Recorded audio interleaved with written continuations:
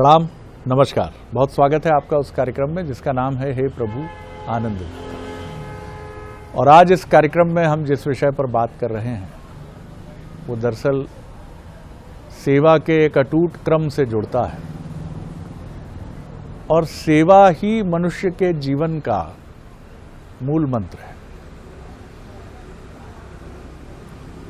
सेवा मांगी नहीं जाती है, सेवा प्रदान भी की जाती है बिना ये कहे कि हमें देना है।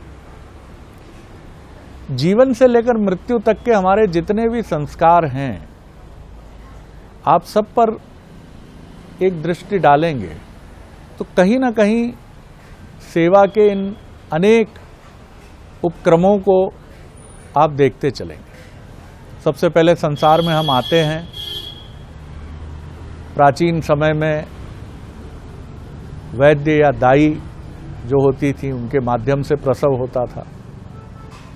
फिर अस्पताल उनका प्रादुर्भाव हुआ और अस्पतालों में प्रसव होने लगे। और ये भी एक किस्म का ऐसा भाव था कि जिसमें हमें किसी की मदद की आवश्यकता पड़ती थी, किसी की सेवा की आवश्यकता पड़ती थी। बालक बड़ा हो रहा है तो सेवा की ज़रूरत है माता पिता की, वो उसको बड़ा करने में लगे हैं। बड़ा होता है तो फिर विद्याध्ययन के लिए ये भी एक किस्म की सेवा है। फिर वो जैसे जैसे जीवन में विद्या दान इन तमाम प्रक्रियाओं से गुजरता हुआ बड़ा होता है तो फिर वो ये महसूस करता है कहीं किसी की सेवा से उसने ये जाना, कहीं किसी के प्रयास से उसने ये समझा। और वो जीवन के जब अंतिम क्रम में पहुंचता है, शादी ब्याह जन्मदिन तमाम आप जीवन के उपक्रम देखेंगे तो आप ये महसूस करेंगे कि कहाँ से कैसे कौन सी सेवा आपको मिल जाती है। कई जगह तो हम भी अचंभित हो जाते हैं कि आप रात 12 बजे सड़क पर अपनी पंचर हुई गाड़ी के साथ खड़े हैं और आप देखते हैं कि बगल अपना टूल पाना लिए हुए एक पंचर बनाने वाला ही गुजर रहा है। बोला अरे साहब आज तो मैं सारा सामान लेके निकल रहा था, आपकी गाड़ी पंचर है, चलिए बगल करिए मैं अभी ठीक कर देता हूँ। आपको लगता है कि ये क्या हो गया। तो ये जो क्रम है सेवा का ये निरंतर चलता रहता है और मृत्यु जो होती है वो भी सेवा का एक क्रम है। अनायास लोग जुट जाते हैं क्योंकि इस देश की परंपरा तो ये भी है कि जिसको आप न भी जानते हो, अगर मार्ग में आपको उनकी अंतिम यात्रा भी दिखती है तो आप ठहर जाते हैं, प्रार्थना करते हैं, प्रणाम करते हैं और फिर आगे बढ़ते हैं। अनाम लोगों के दाह संस्कार के लिए, अंतिम संस्कार के लिए भी लोग बढ़ चढ़कर सामने आने का प्रयास करते हैं क्योंकि इसको भी सेवा का एक बहुत महत्वपूर्ण उपक्रम माना गया। लेकिन बड़ा प्रश्न यही है कि क्या हम सेवा के वास्तविक अर्थ को समझ पाते हैं और हम क्या सेवा के इस प्रकल्प में जाते हैं फिर कभी। ये प्रश्न ही अगर मैं खुद से भी पूछूं कि मैंने जीवन में कितने लोगों की सेवा की है तो माता पिता, भाई बहन, परिवार के बुजुर्ग, समाज में कुछ चीज़ें, इसके बाद मैं भी फिर दोहराने लगूंगा कि हाँ इनकी सेवा, इनकी सेवा, इनकी सेवा। लेकिन संसार में ऐसे अनेक लोग हैं जो सेवा के ऐसे प्रकल्पों से जुड़े हैं जिनका न कोई आदि है न कोई अंत है। निरंतर ये क्रम अनवरत रूप से उनका चलता रहता है। किसी के यहाँ अखंड भंडारा है, निरंतर चल रहा है। कहाँ से धन आता है, कितनी पीड़ा होती है, उन्होंने कभी नहीं कहा, चल रहा है। इसी तरह कई लोग हैं जो दाह संस्कार की प्रक्रिया से जुड़े हैं। नामवान का तो सब कर देते हैं और बहुत बढ़ चढ़ कर करते हैं, श्रेय लेते हैं, लेकिन अनामों के लिए कौन सामने आता है। तो सेवा का महत्व क्या है और हम सेवा को क्या समझते हैं। मंदिर के बाहर बैठे भिक्षुकों को कुछ भिक्षा प्रदान कर देना, किसी को भोजन करा देना, क्या सेवा का यही पर्याय है हमारे लिए। यह सेवा एक निरंतर चलने वाला क्रम है। आज इसी को समझेंगे विद्वान वक्ता, भगवत गीता के अध्येता, मानस मर्मज्ञ प्रोफेसर डॉक्टर सुरेंद्र बिहारी गोस्वामी जी से। प्रणाम कर रहा हूँ गोस्वामी जी। आज सेवा पर आज आपने उत्तम प्रश्न और चिंतन उपस्थित किया है जी। गीता में परमात्मा प्रत्येक वर्ण व्यवस्था पर चिंतन करते हैं। मनुष्य के जीवन को 4 भागों में बांटते हैं। ब्रह्मचर्य आश्रम के बारे में चिंतन करते हैं, गृहस्थ आश्रम के बारे में चिंतन करते हैं, वानप्रस्थ आश्रम के बारे में चिंतन करते हैं और संन्यास आश्रम के बारे में चिंतन करते हैं। वर्ण व्यवस्थाओं पर चिंतन करते हैं। ब्राह्मण, क्षत्रिय, वैश्य, शूद्र, इन वर्ण व्यवस्थाओं पर बात करते हैं।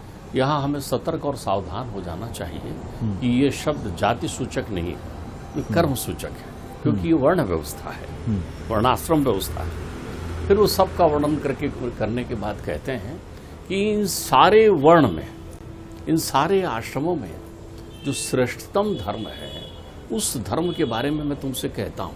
श्रीमद् भागवत के 11 स्कंद में उद्धव को उपदेश देते हुए कहते हैं कि एक जो है सर्ववार्ण की सेवा व्यवस्था है, उसको वो सेवाश्रम धर्म कहते हैं। उसको एक नया आश्रम नाम देते हैं, उसको कहते हैं सेवाश्रम धर्म। तो सेवाश्रम धर्म क्या है? सर्वभूत हितृता अन्वय व्यतिरेकाभ्यम यसात सर्वत्र सर्वदा ईशावाश्रम इदम सर्वम यत् किंचित जगताम जगत सिया राम में सब जग जानी। ये सभी एक भाषा है। ये सारे सूत्र जो हैं ये सेवाश्रम धर्म के हैं। सेवा एक भाव है जिसमें परितोष होता ही नहीं है। सेवा के बदले आपको कोई पारितोषिक कभी नहीं मिलेगा, क्योंकि सेवा ही सबसे बड़ा पारितोषिक है। अगर आपके चित्त में इस धर्म का प्रकाट्य हो गया, ये भाव आ गए, तो आपसे धनी त्रिलोक में कोई नहीं। परमात्मा जिस धर्म का अनुसरण करने वालों की चाकरी करते हैं, उस धर्म को सेवा धर्म कहते हैं। तभी तो मीरा बड़ी चतुर है, भक्तन है लेकिन चतुर है। उनसे निवेदन करती है, श्याम मन चाकर राखो जी, चाकरी दे दो। सेवा धर्म परमात्मा के चरणार बिंदु से प्रकट हुआ है, इसलिए हम परमात्मा की चरण सेवा करते हैं। सेवा धर्म से ही चरणामृत प्राप्त होता है जी, ध्यान रखिएगा। तो सेवा वो धर्म है जिसमें भाव अदृश्य होते हैं, जिसमें किसी फल प्रतिफल का कोई उद्देश्य ही नहीं है। वहां पर अगर आपने फल प्रतिफल पर कोई काम किया तो वो श्रम है। श्रम का शुल्क हो सकता है, श्रम का परितोष हो सकता है। अर्थशास्त्र में 2 क्रियाएं वर्णित हैं, एक आर्थिक, एक अनार्थिक। आर्थिक क्रिया वो होती है जिसके बदले आपको कुछ मिलता है, वो सेवा की श्रेणी में नहीं है। सेवा वो अनार्थिक क्रिया है जिसमें केवल परमार्थ है, स्वार्थ कुछ नहीं, कुछ भी नहीं। अब आप ये कहते हैं कि हमें माता पिता की सेवा करता हूं, ये आपका कर्तव्य है, सेवा नहीं है, उसमें भाव सेवा का समाहित है। मैं गुरु की सेवा करता हूं, यह आपका कर्तव्य है, यह आपका धर्म है। मैं ठाकुर जी की नित्य सेवा करता हूं, अभी सेवकाई नहीं आई है, अभी तो प्रभुताई गई नहीं है ना। बहुत अच्छी बात। तो जब तक प्रभुताई है तब तक सेवकाई नहीं आ सकती। इस पर हमने एक अलग प्रक्रिया में भी चर्चा की थी। हमने परम सेवक हनुमान लला पर चिंतन किया था, हमने परम सेवकाई धर्म का निर्वहन करने वाले भरत जी पर चिंतन किया था, हमने परम साधिका सबरी को याद किया था, जिनका धर्म सेवा है। ये सेवाश्रम धर्म से जुड़े हुए लोग हैं, इनके जीवन में सेवा को उन्होंने धर्म के रूप में आत्मसात किया है। तो सबसे पहले आप समझ लें, सेवा एक भाव है। अब ये भाव जब आपके अंतर्चित्त में विद्यमान हो जाता है तो आप भेद से दूर हो जाते हैं। सेवा में भेद नहीं होता, जहां भेद है वहां सेवा नहीं, सेवा नहीं। तो यदि आपने कुछ ऐसा बना रखा है कि केवल वो लोग जो हैं वो चले आए यहाँ पर, तो अभी आप विशिष्टाद्वैत में हैं। आप अभी आप सीमित हैं दायरे में। सेवा अनंत है, अनंत। सेवा इतनी अनंत है कि सेवा करने वाला ही भक्त बनता है, या भक्त ही सेवा करता है। मेरे शब्दों पर गौर करें। दूसरे रूप में आपको और विशद कर दें, जो निर्मल भक्त होता है वो परम सेवक होता है। जो निर्मल भक्त होता है वो परम सेवक है। तो भक्ति मार्ग का वो लावण्य में श्रृंगार है सेवा। और भक्ति का अर्थ, फिर सावधान हो जाइए, भक्ति का अर्थ आपके चित्त में ज्ञान वैराग्य का होना है। भावेन विद्यते देवा, भाव का शुद्ध हो जाना है। तो अगर आप कोई कार्य जो है इस उद्देश्य कर रहे हैं कि आपको अनंत चिंतन, एक रोते हुए बच्चे को देखकर आपको तकलीफ हुई, उठ गया, ये क्यों रो रहा है? आपका बच्चा नहीं रो रहा है। एक चीखती हुई महिला को देखकर आप दौड़े, क्या हुआ भैया? एक कटते हुए पेड़ को देखकर आपका हृदय द्रवित हो गया, आपने कहा नहीं ये कार्टून नहीं, आप 100 पेड़ लगाकर आ गए बिना फोटो खिंचाए, बिना फोटो खिंचाए। आपने गर्मी में जाते हुए प्यासे लोगों को जो है, आप देखिए हमारे यहाँ तो नानक देव ने बड़ी सुंदर व्यवस्था बनाई है, वहां पर तो सेवकाई के लिए इतनी बड़ी प्रतिस्पर्धा है, ऐसे सेवाधारी लोग बैठे रहते हैं। उन्होंने कहा साहब इनकी ड्यूटी जूता पॉलिश करने में लगाई गई है, वहां बैठे रहते हैं, चरण धोने की सेवा करते रहते हैं वहां। मेरे परमात्मा को मालूम था कि द्वापर जब बीतेगा तो कलयुग आएगा, तो द्वापर में जब उन्होंने राजसूय यज्ञ की सारी प्रक्रियाएं संपन्न कर ली, सबको सारे कार्य बांट दिए, तो जूठी पत्तल उठाने की सेवा परमात्मा ने ली, किसी को बताकर नहीं ली कि मैं जूठी पत्तल उठा रहा हूं, देखो।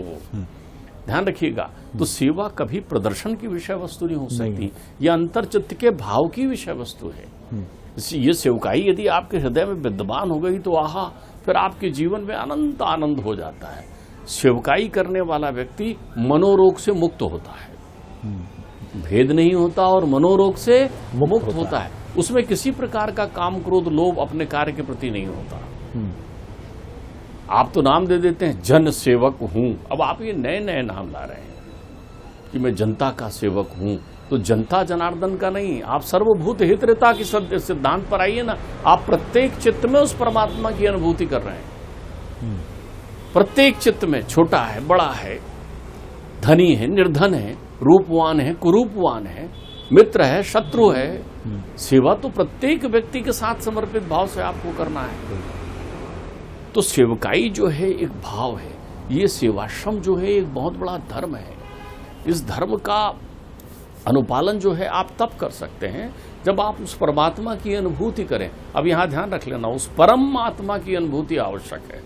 देखिए हमारे यहाँ परम शब्द बड़ा महत्वपूर्ण है।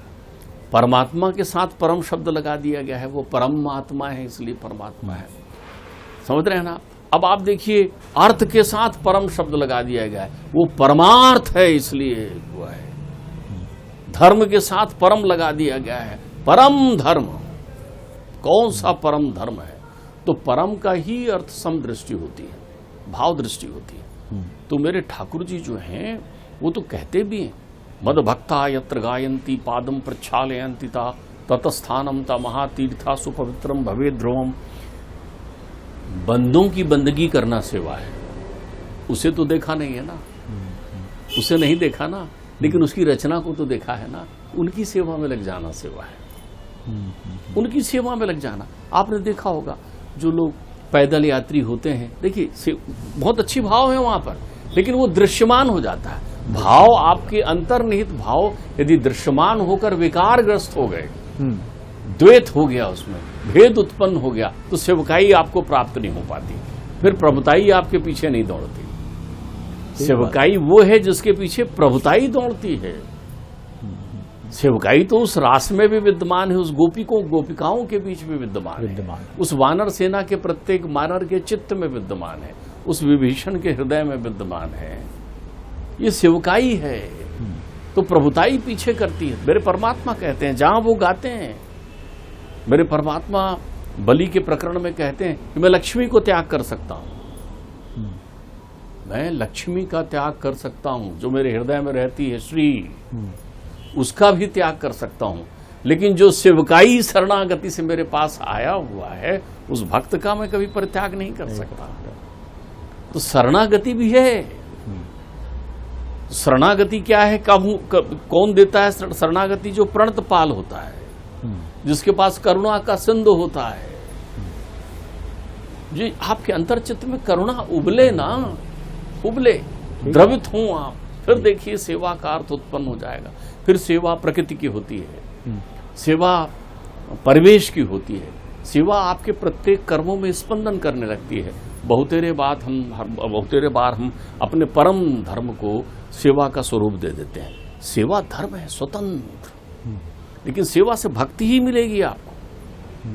और भक्ति का मिलना मतलब है कि तब आप नृत्य करने लगेंगे, तब आपके पैरों में घुंघरुओं की आहट आने लगेगी, तब आपके कानों में बांसुरी का संगीत आने लगेगा, तब आप झूमने लगेंगे, नाचने लगेंगे, आपके हृदय में स्पंदन हो जाएगा, आप बावले हो जाएंगे, आपको अच्छा लगेगा। आप एक बार निकलेंगे, दूसरी बार निकलेंगे, यात्रा करते आ रहे हैं, पथिक पैरों में छाले हैं, लोग उनको देख रहे हैं, देखभाल कर रहे हैं, छालों को ठीक कर रहे हैं, दवाई लगा रहे हैं, जल पिला रहे हैं। गर्मी के दिनों में इसीलिए हमारे यहाँ बना था, गर्मी के दिन हो गए तो सब ने जो है मटका में पानी भर भर के आने वाले पथिकों को देते थे, लेकिन तब वहाँ बोर्ड नहीं लगता था, फलाने समाज के द्वारा, ढिकाने सेठ जी के द्वारा। अब यहाँ द्वैत आ जाएगा। वो आप श्रम कर रहे हैं, श्रम भी सिंचन है। सही बात, बिल्कुल। श्रम सुंदरतम श्रेष्ठतम सिंचन है, जिसके बदले आपको पुण्य की प्राप्ति हो सकती है, लेकिन सेवा के बदले परमात्मा की प्राप्ति होती है। सेवा सीधे परमात्मा से जुड़ने का सुंदरतम मार्ग है। आप करिए ना, आपको किसने कहा है? सेवा जो है चूंकि स्वयं अपने आप में धर्म है, इसलिए इसको कौन सा धर्म है? सावर्णिका धर्म है, प्रत्येक वर्ण का धर्म है। चाहे आप किस जात के हैं, किस समाज के हैं, किस पंथ के हैं, किस संप्रदाय के हैं, इसका सेवा से कोई लेना देना नहीं है। तुम्हारे मन में करुणा है तो तुम सेवा पथ के हो, तुम्हारे मन में भावुकता है तो तुम सेवा पथ के हो, तुम्हारे मन में भेद नहीं है तो तुम सेवा पथ के हो। फिर तुम उसे जिस रंग में ढूंढते हो, जिस नाम से ढूंढते हो, तुम देखोगे वो कहाँ है तो बोलेगा मैं तुम्हारे पीछे खड़ा हूं, मैं तुम्हारे साथ हूं, मैं प्रकट हो गया हूं तुम में। तो उसकी अनुभूति के आनंद में खो जाओगे, क्योंकि वो फिर तुम्हारी सेवा, वो सेवा के आनंद को देखने ही आएगा। फिर वो देखेगा नहीं कि तुम कैसे हो, तुम्हारे प्रत्येक कर्म में वो तुम्हारे साथ खड़ा हुआ हो जाएगा। तब वो रितम पे बंतो करेगा, फिर आपको दिखेगा भी, आपके साथ रसपान भी करेगा भी, आपके साथ डोलेगा भी। सेवकाई में इस बात का कोई अंतर नहीं पड़ता कि मेरे पास धन नहीं है, मैं कहाँ से सेवा करूं। सेवा किसी भी प्रकार से हो सकती है। बहुत सारे लोग अपनी बातचीत से भी सेवा कर सकते हैं। किसी को कह देना जाकर सब ठीक हो जाएगा, मैं हूं ना तुम्हारे साथ, ये भी सेवा का रूप हो सकता है। सही, यदि तुम्हारे मन में निर्मलता है। आज हमारे यहाँ सारे लोगों में भावना जो है वो लगभग कुंठित हो चुकी है। सेवा का ये भाव हमारे चित्त से निकल चुका है। इसने एक आडंबर का स्वरूप ले लिया है, इसने अलग अलग स्वांग वाले रूप धारण कर लिए हैं। हम जो है सर्वभूत हितरता से वंचित हो गए हैं। परमात्मा को कण कण में देखने की विधा हमारे अंतर चित्त से खो गई है। ध्यान रखना, सेवा भावी व्यक्ति अजर अमर अनादि अखंड अछेद परमात्मा को प्रत्यक्ष भी प्राप्त कर सकता है, यदि सेवा की भावना हो उसके चित्त में। आपको मालूम है, मृकंड ऋषि के पुत्र मार्कंडे ने इसी सेवा को धर्म बनाकर परमात्मा की प्रत्यक्ष अनुभूति कर ली। कुंडली निकाली, नारद जी ने देखा, बोले 5 साल में मर जाएगा, 5 साल में मृत्यु को प्राप्त हो जाएगा। मृकंड ऋषि ने कहा मेरा इतना तप यश कीर्ति मैंने कोई भी ऐसा करा ना। तो बोले क्या करे? बोले सेवा करो। सेवा से एक परितोष मिलता है, उसे कहते हैं आशीर्वाद, उसे कहते हैं सद्भाव, उसे कहते हैं शुभकामना, उसे कहते हैं शुभेच्छा। ये प्राप्त होता है। तब आपके जीवन में बनी हुई सारी हाय तिरोहित हो जाती है। वो जितनी बद्दुआएं, जिसको उर्दू में शब्द का उपयोग किया है, वो सब चला जाता है सेवा भाव से। समर्पित होकर आदमी समर्पण में टूट कर बिखर जाता है, बह जाता है। तो मृकंड ऋषि ने कहा सुन, उस सेवा धर्म को जीवन में ले।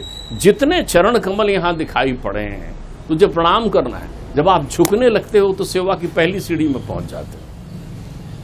जब आप खड़े सबसे पीछे होते हो और करने सबसे आगे आ जाते हो, तब आप सेवा की परिधि में खड़े होते हो। जब आप सुख में अदृश्य हो जाते हो और दुख में प्रत्यक्ष रहते हो, तब आप सेवा की परिधि में होते हो। जब आप दुनिया के सारे कार्य प्रपंच करने के बाद भी आकर चुपचाप बैठ जाते हो और बड़ी विनम्रता से कहते हो कि नहीं नहीं आप ऐसा मत कहिए, ये तो मुझे करना ही था, मुझे अच्छा लगता है बस ये करना। तो आपकी विनम्रता, आपका समर्पण, आपका अहंकार से विरक्त हो जाना, आपके जीवन को आप समर्पण की पराकाष्ठा, वो झुक झुक के सनत कुमार निकल रहे हैं, चिरंजीव भव। नारद जी निकल रहे हैं, चिरंजीव भव। क्या करना है बेटा? दौड़ना, जहां देखना, जहां जिसकी मदद करना हो, संतों की सेवा करना। ये भाव हैं तुम्हारे अंतर चित्त में। दरिद्रों की सेवा करना, दीनों की सेवा करना। मुझे याद है कि शायद 1 बरस पहले अपनी चर्चा हुई थी इस विषय पर, या एक लंबा समय हो गया, जब मैंने आपसे कहा था कि कोई एक विचार पढ़ रहा था कि कोई एक बड़ा चिकित्सक जो है उसने नाम सुना कि कोई ईसा मसीह नाम का प्राणी आया हुआ है, क्राइस्ट, और वो बड़ा चमत्कारी है और लोग कहते हैं कि वो ईश्वर का संदेश लेकर आया हुआ है। उससे मिलने की अभिलाषा से वो निकला, लेकिन था तो चिकित्सक। जब उससे मिलने की अभिलाषा लेकर निकला और रास्ते में एक गांव में कुष्ठ रोगियों का गांव मिल गया, तो वो रम गया, वहीं वर्षों सेवा करते रहा, वहीं थम गया। वो भूल गया कि वो किसके लिए निकला था। उसने वहां पर सेवा को अपने जीवन में आत्मसात कर लिया। वहां बैठे हुए परमात्मा के पास ये दूत पहुंचे और दूत से पूछा कि क्यों, तुमने संसार में देखा कोई परम भक्त मेरा? बोले साहब वो है। उसको गए तो उन्होंने कहा क्यों, तू ईश्वर को जानता है? बोले नहीं, कौन होता है ईश्वर? तूने फलाने का नाम सुना? बिल्कुल नहीं सुना।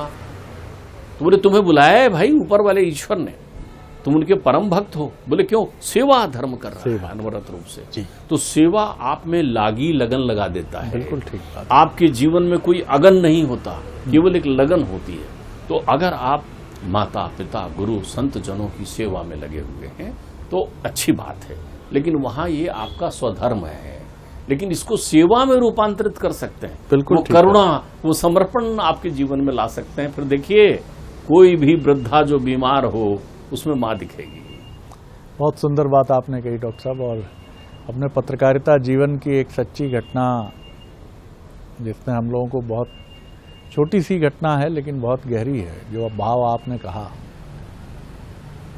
एक हमारे परिचय क्षेत्र के व्यक्ति अस्पताल में कंपाउंडर का दायित्व निभाते थे। सीधे उनसे परिचय नहीं था, किसी मित्र के माध्यम से परिचय था। उस मित्र ने उनकी किसी पीड़ा का उल्लेख किया तो हम अस्पताल पहुंचे। उन्होंने कहा, ये वो दौर था जब डिस्पोजेबल सिरिंज काफ़ी महंगी थी और अवेलेबल भी नहीं होती थी।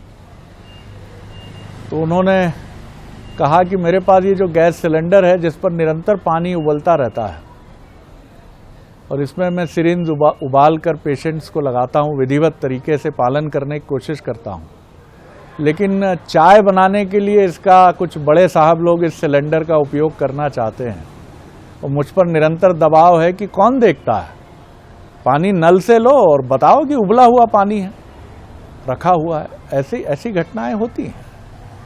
लेकिन मैं इसके विरुद्ध मैं सहमत नहीं हूं कि किसी भी पेशेंट के साथ अन्याय हो। मैं लड़ रहा हूं, मुझे सस्पेंड करने की तैयारी। अब आपको लगेगा कितनी साधारण सी घटना है, सही बात है। जब ऊपर से ही आदेश है कि छोड़ दो, तुम देखेंगे कोई वैकल्पिक व्यवस्था करेंगे, लेकिन आप लड़ रहे हो। शादियों में हमने पहले भी इसी कार्यक्रम में जिक्र किया है कि हर शादी में 2-4 किरदार आपको ऐसे मिलते हैं जो आपको किसी नृत्य में नहीं मिलेंगे। वो पंगत में, अगर पंगत पद्धति है तो पंगत में भोजन कराते मिलेंगे, बफे सिस्टम है तो वहाँ सारी व्यवस्थाओं को पर्दे के पीछे देखते मिलेंगे। आप कहेंगे वो ताऊ जी के साथ फोटो खींच रही, जाओ मोनू, अरे वो आप चलने दो, आप जी इधर थोड़ा सा पूड़ियाँ कम हो रही है, मैं देख लेता हूँ। अब आप कहेंगे ये क्या मूर्खता, एक तरफ बने ठने उसी की उम्र के लड़के लड़की सब फोटो खिंचा रहे हैं, नृत्य कर रहे हैं, हंस रहे हैं, देख रहे हैं, रिश्तेदारों पर असर छोड़ रहे हैं, तो इनको क्या मिल गया? सेवा। और ऐसे ही लोग, जो कहा जाता है कि पृथ्वी टिकी है, हर अस्पताल में ऐसे 2-4 चिकित्सक मिल जाएंगे, सड़क निर्माण में ऐसे इंजीनियर मिल जाएंगे जो संयोजन डामर का, गिट्टी का, रेत का गड़बड़ नहीं होने देंगे। उन्हें इसके बदले में मिलती है उपेक्षा, सस्पेंशन, ट्रांसफर, लेकिन वो ये काम करते रहते हैं क्योंकि वो पद लिप्सा में ये नहीं कर रहे हैं, न ईश्वर से मिलने की लिप्सा में कर रहे हैं। मन का एक संतोष, मैंने गलत नहीं किया, सेवा के भाव को केंद्र में रखा। ये भाव काश हम सभी में जागृत हो, और होता ही है। लेकिन बहुत सौभाग्यशाली हैं जो किसी को दिखाने के लिए नहीं, सिर्फ सेवा के लिए इस भाव को अपने भीतर स्वतः विकसित होने देते हैं। बहुत आनंद आया गोस्वामी जी, प्रणाम। अगले एपिसोड में एक और विषय लेकर उपस्थित होंगे। प्रणाम, नमस्कार।